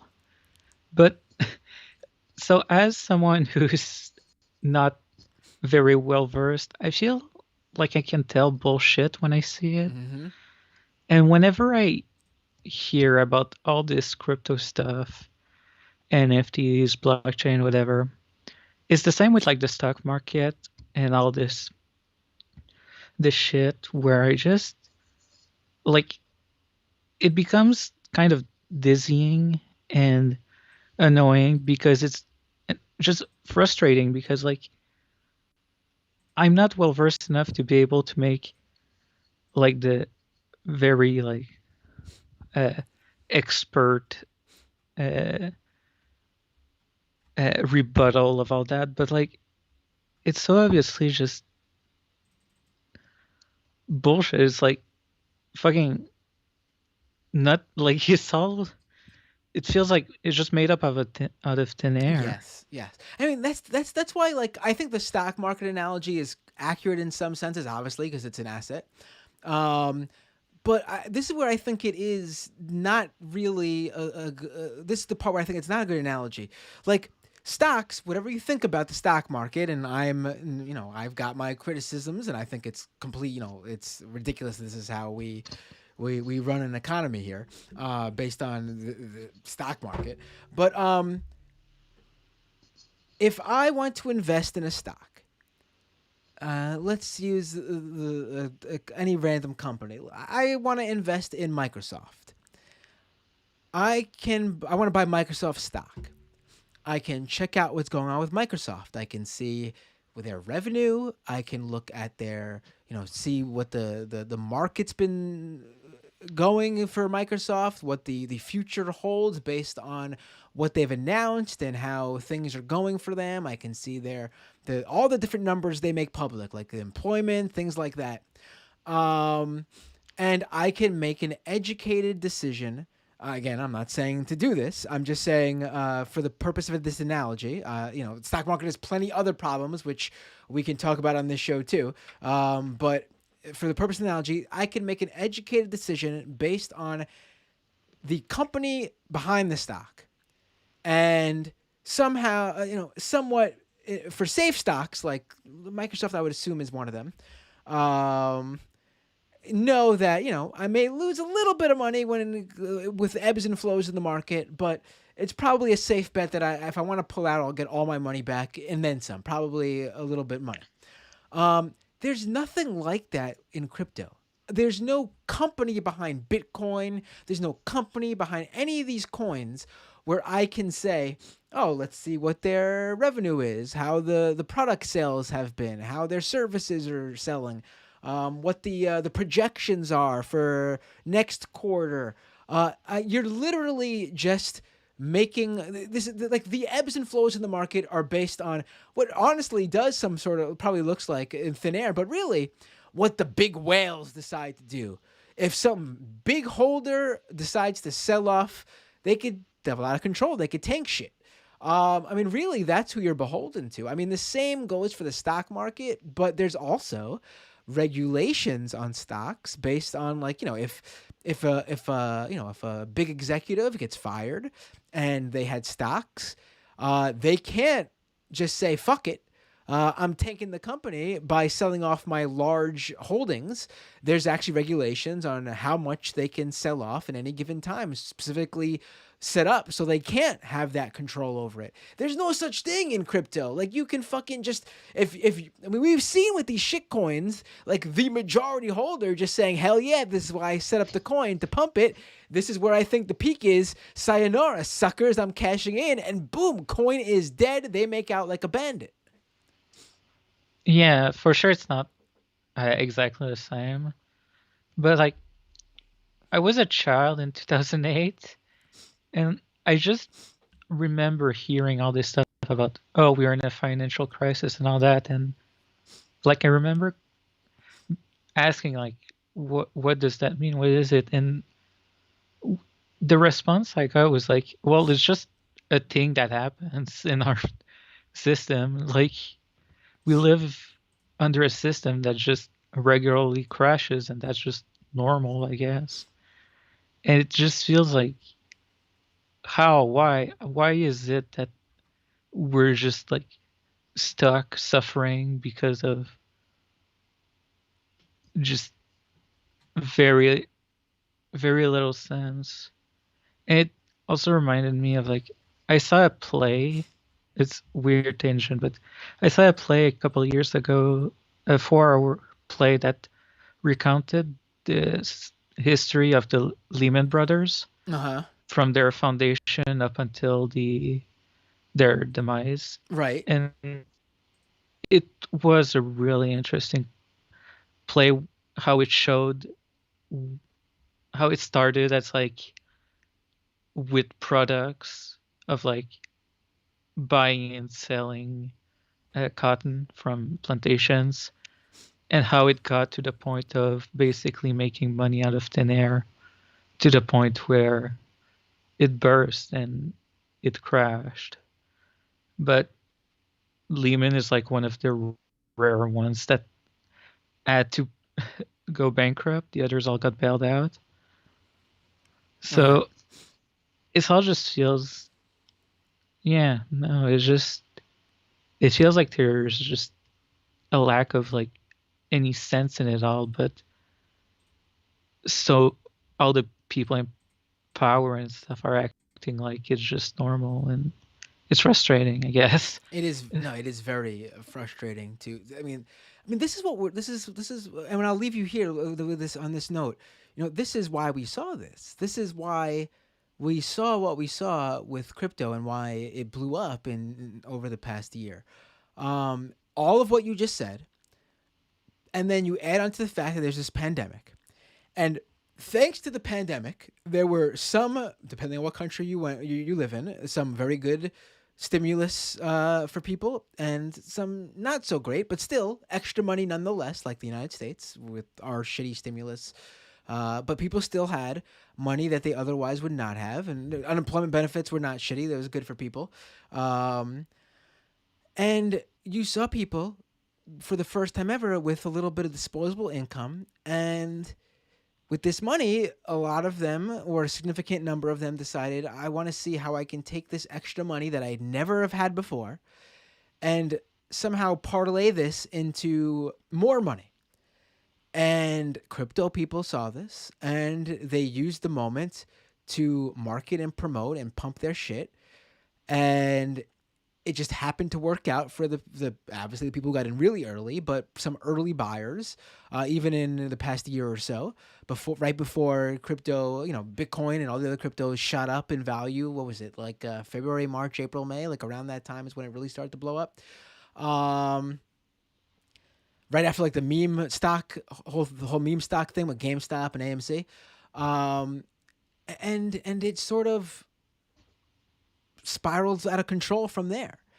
And I think when you combine all these things, we end up getting into this point where like, shit, like there was this moment where it worked for people who even got in a little bit late. And now everyone thinks this is it. This is the guaranteed get rich quick scheme. And I mean, we're going to see eventually. I'm not even accounting for the crypto crash that's occurred over the past week or so. Because, this is not where I see, this is not the bottom. Yeah. Whenever the bottom is, again, I don't pontificate on when that could be. It could be decades. Who knows? It's going to happen, though. There's going to be a crash that changes the values of this drastically. And I think we're going to see a lot of people who thought they were going to just cruise on to newfound riches really find themselves, frankly, fucked. Yeah, like I said, these things just kind of happen all the time. Right. And the thing is, like, with the stock market crash, people lost money based on 401k investments, retirement funds, and things like that. they lost a good amount of money. But with crypto, you have more people investing directly. Do you understand what I'm Yeah. saying? Like they're Yeah, not yeah. they're not going through some sort of system set up to minimize your losses, even Yeah. if they are significant. They're still it's still minimized based from the other way they could have gone, where you're just going in without knowing anything about the market and just buying random stocks. You know what I mean? But yeah, thanks for the call, Zoe. Have a great night. Really appreciate it. I want one last comment. Oh yeah, go ahead. Go ahead. Earlier tonight, I was sitting down in front of the TV, and I saw that on the ice of the Montreal Canadiens, the stadium, there was the logo for Crypto.com, and I don't care about sport, but it still hurt my soul very deeply to see that there. Right. Well, here in the States, in Los, and I think I'm not a Yeah, West Los Coast guy. Angeles. Yeah, Los Angeles, Staples Center, which again, it was named after a company, but the arena had legendary status due to the players and the games that happened there. And I'm not a sports fan, but I'm a you guys know I'm a pro wrestling fan, and I shouldn't say because this is a new show. So and I'm pretty sure based on the callers, there are people who are listening to me for the first time.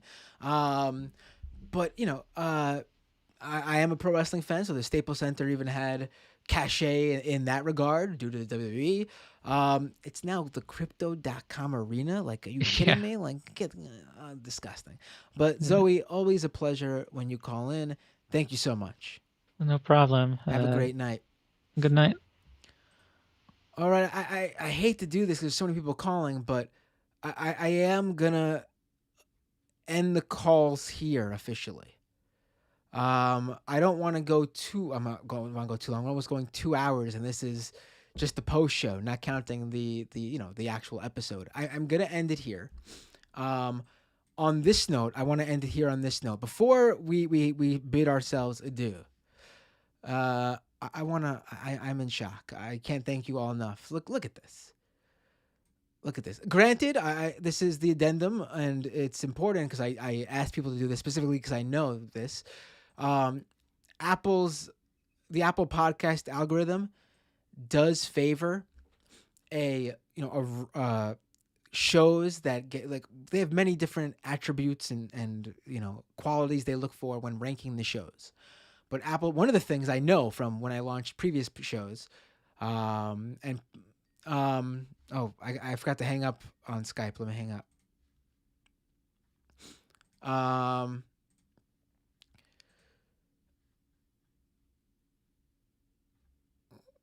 I'm sorry to the people who are trying to call in. It's too much. I can't take everybody's call. More callers today than ever before, I'll tell you that. So this show is already going better than expected in my book. But knowing Apple's algorithm, I knew that they take into account a mass amount of subscribers and show downloads at once based on how much you usually get. And they use that as one of the factors in ranking your podcast. So if you're a new show, it's a little bit easier than established shows, or I should say lesser established shows that don't get so much attention. It's a little bit easier for, when I say established, I don't mean big. I mean, let me rephrase. It's a little bit easier for new shows to rank than an unknown show that has been pumping out episodes for years. However, it's still pretty significant to see this. This is not, this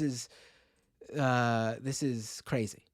The show is currently, as I leave you guys tonight, the show is number 6 on the Apple Podcasts top shows for technology. It's past some pretty big shows, and it's up there with some pretty big heavy hitters. I know what categories are really popular.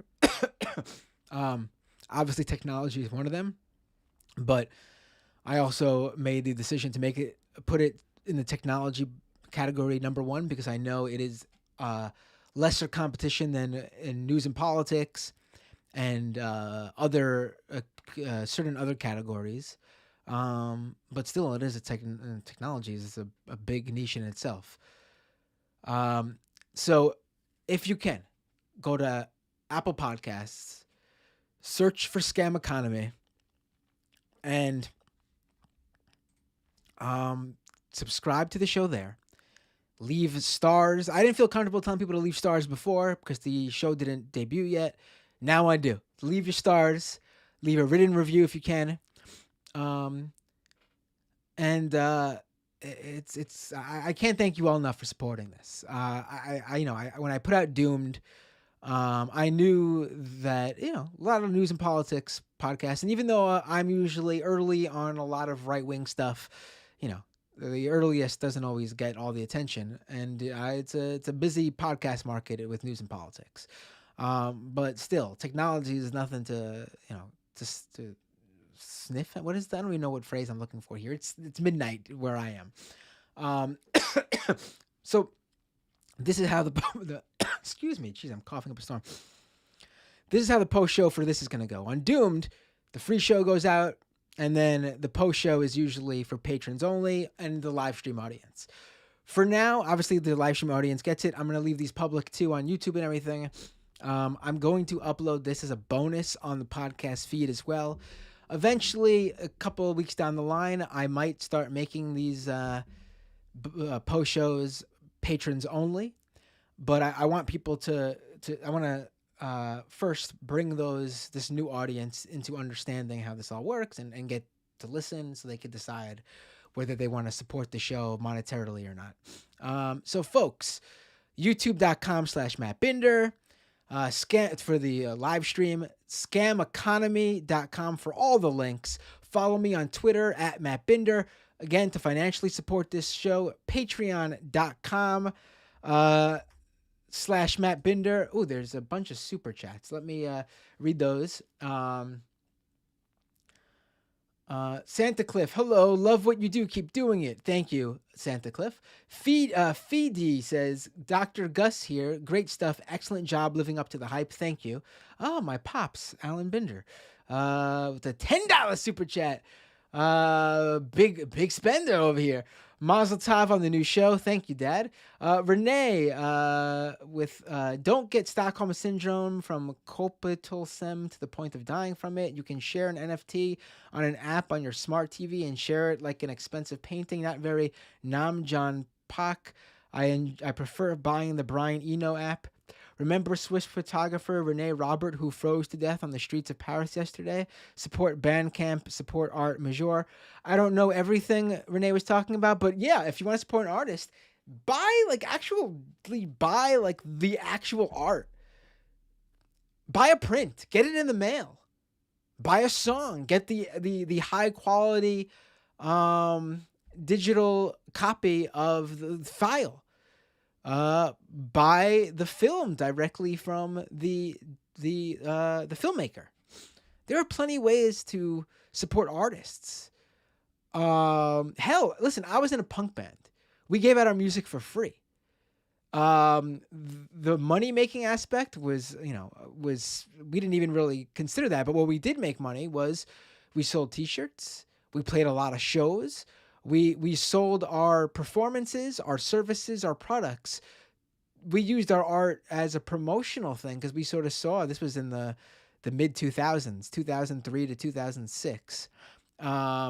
We saw, sadly, the art as the promotional tool for fans of the art to buy things to show that they are fans. I mean, that makes a lot more sense than fucking buying a receipt of something you can't even hold or feel or that's how I always felt.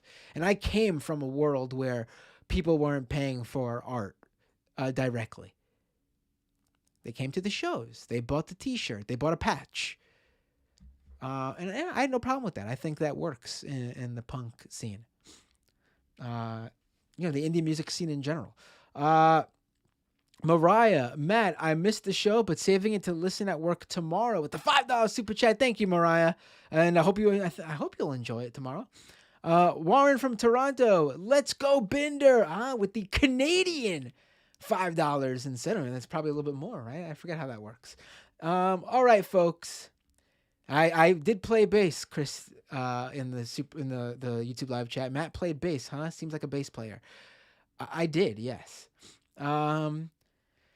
Oh, someone just really rankled me here with it's a funny joke, but Santa Cliff says simply CBG.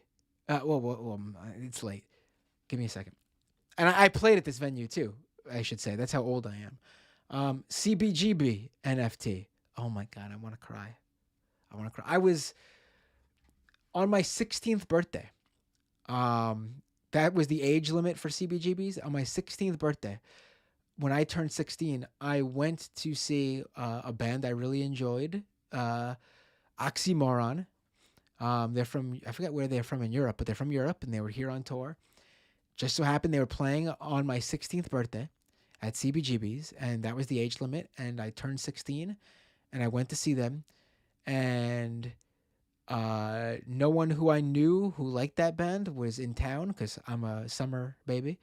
And anyone else who I knew that didn't want to go to the show. So on my 16th birthday, my birthday present to myself was going to fucking CBGB's legally, officially, to see Oxymoron. And then I went to many shows there. So one of the best shows of my life there, the Addicts play there, and it was fucking amazing, like a party atmosphere there. And then I got to play there myself in my own band, which is amazing.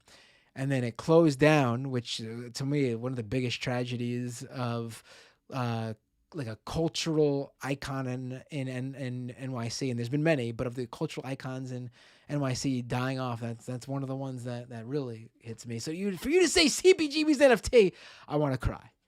But maybe we should leave it there because it is funny.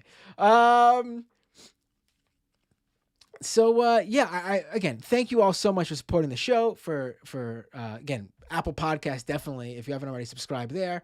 Thank you for all your support, whether you're a patron at patreon.com/MattBinder, or you just subscribe to the YouTube channel at youtube.com/MattBinder, or you're a subscriber to the podcast on Apple Podcasts, or you're wherever. Go to scameconomy.com to find all the links. I can't thank you all enough.